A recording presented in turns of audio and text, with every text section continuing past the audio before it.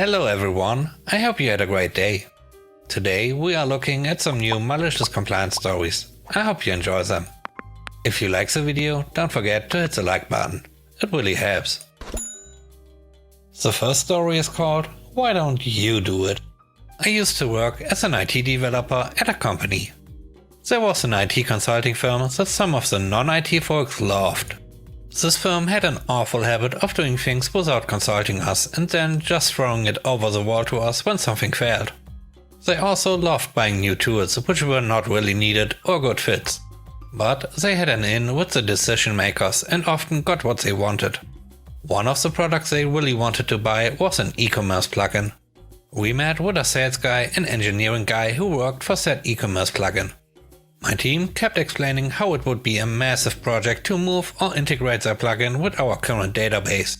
The data models and structures were extremely different. We also had hundreds of thousands of products, each with different attributes, so it wouldn't be easy. And yet, in order to make a sale, the e-commerce plugin guys and the consultants kept telling everyone it was a minor 2-week project. And that we should just buy the plugin worth a few $100,000. All of this led to me having to meet with said plugin sales and developer. Now the fun part. My manager had let me know that we have a budget to hire a team for a 2-week project to get this rolling. The meeting started as expected, with the sales guy pitching how incredibly easy the tool is. Any real IT team would be able to easily implement it. I explained the situation with the different data models and how it would be tons of work, but he wouldn't have it. He was adamant that it could be easily done in 2 weeks. His team had worked on many such integrations before, so he knew what he was talking about, he claimed. So I finally pulled the ace card and said, "That's great news. I just heard from my manager that we have a budget to hire a team for 2 weeks just for this integration. Let's get you guys on board and have them do the integration so we can be up and running." Suddenly, the entire tone of the meeting changed. "Hang on, we cannot commit to a 2-week time frame without looking at your current database. We need to understand what we are up against." I really lost it at that point and made it a point to directly ask, why is it that when my team has to do it, it's a quick 2-week project? But when your team has to do it, you're suddenly not sure? Why did you even give a 2-week estimate when you know you have not analyzed the existing database? We have been telling you it's way more complicated than it looks. I got no answers to my questions and never heard back from the plugin team again.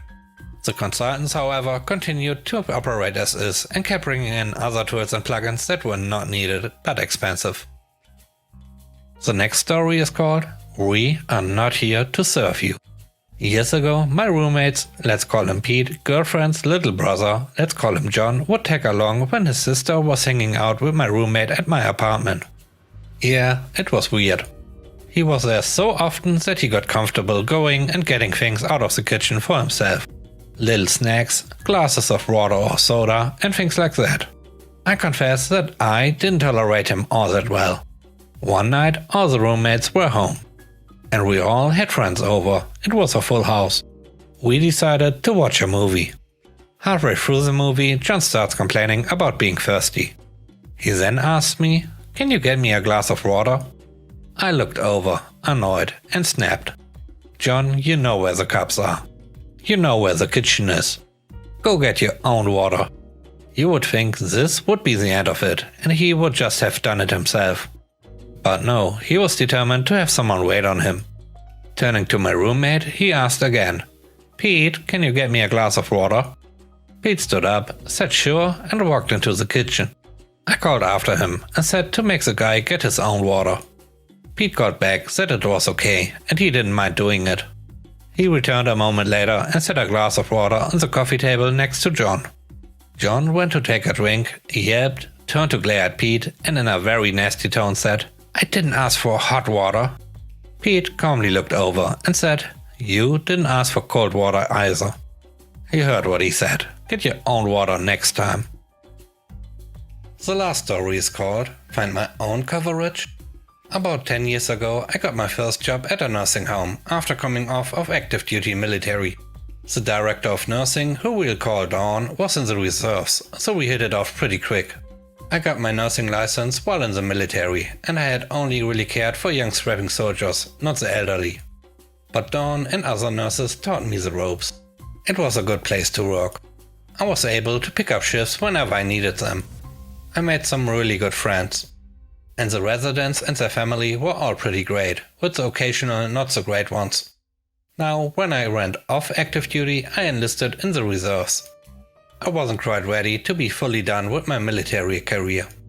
Drill was always the first weekend of the month. Always. I still made sure the scheduler had a copy of my drill schedule. After a year, Dawn deploys. Enter the interim director of nursing, who we'll call Satan. I mean Karen.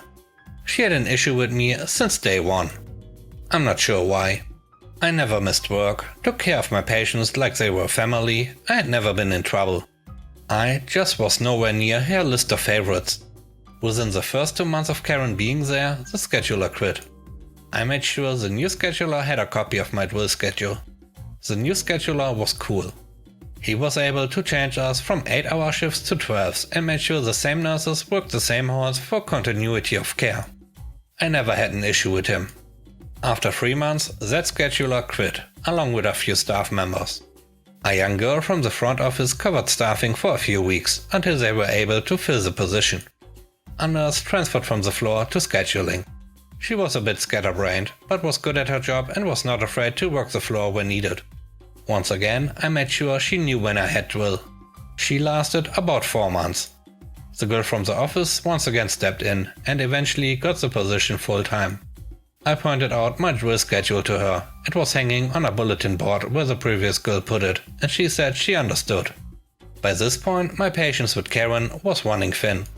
She found ways to make sure I knew she didn't like me with almost every shift. She was checking to make sure my med card was logged 5 to 6 times a day. She never checked other med cards. She would go into rooms and push a call light to see how long it took to answer, once again only on my hall. And she always had snarky comments to make about what she decided I was doing wrong that day. Now I worked that hall 3 to 4 days a week, more than 12 hours a day. I had that hall down to a science and I had the best assistants in the building. They were rock stars. Karen decided that I could handle it and put my assistants during breakfast for dining room duty. But I found a routine and was able to knock it out. That made Karen try harder to get me.